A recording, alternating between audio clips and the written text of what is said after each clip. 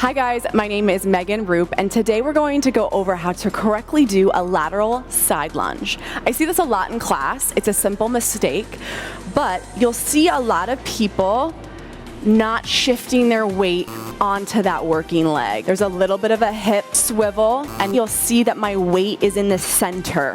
What I want to see is you tracking that working leg and shifting that weight back into that working heel as you come back up. So I hinge forward with a neutral spine.